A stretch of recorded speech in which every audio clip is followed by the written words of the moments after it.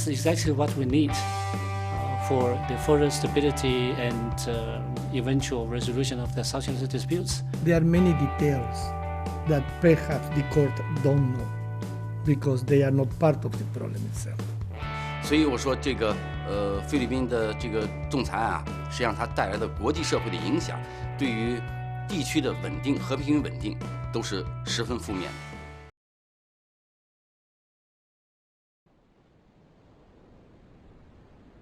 We know the arbitration tribunal is working on this case, and there are again different interpretations with regard to the validity and legality and efficacy of this arbitration ruling.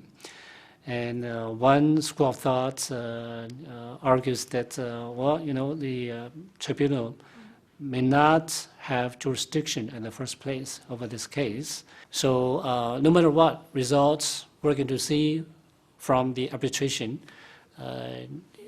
the core disputes in the South China Sea will still need to be resolved through negotiations or other peaceful means.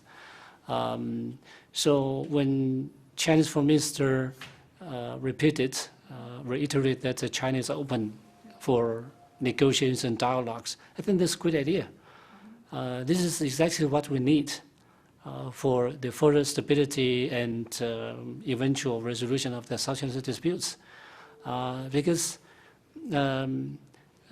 international legal mechanism is unlikely to resolve these disputes unless all the parties concerned are willing to take this approach. I think that the most important thing when any country has a dispute is to find a way to start and to initiate the dialogue. And the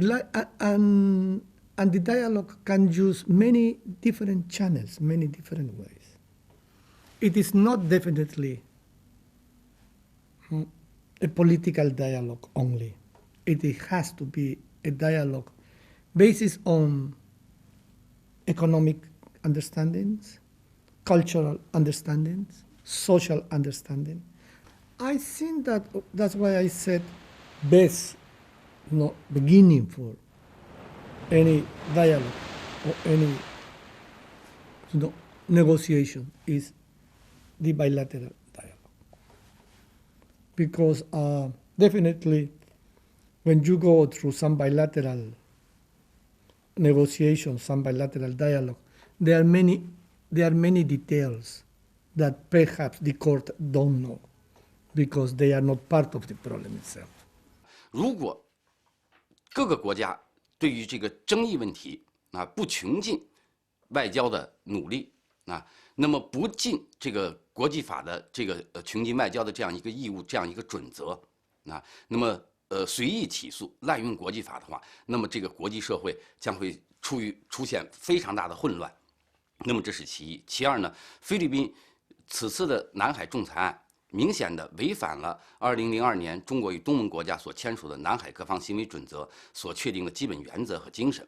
因为在南海各方行为宣言当中其中第4条明确这个规定那么有关国家要对争议问题呢，通过外交谈判的方式加以解决。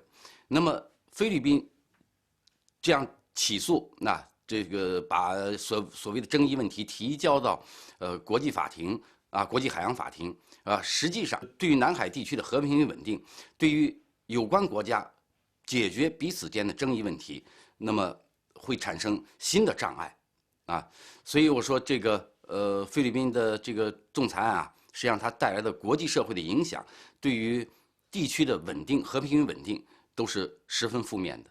我觉得他就是要通过这个仲裁裁决，通过仲裁庭这个平台，通过仲裁员的嘴，然后通过仲裁裁决这个效果，让他非法占有这个南沙岛礁这样一个事实固化了。如果我们讲这样一个裁决出来的话，那必然就是他的一系列的这种包装拆分回避它是通过仲裁裁决的方式得到了一个确认，对吧？所以从客观上呢，仲裁庭在明知有这种事实的情况下，实际上是助长了菲律宾的这种非法占有中国领土的这样一个行为嘛。所以仲裁庭本身在这个问题上，如果它做出有利于这个菲律宾的裁决，不管是主观上和客观上，都会有这样的效果。When we had situations in Latin America, we always say, let the Latin Americans to solve the Latin American problems, not get involved, not then mess where you are not invited.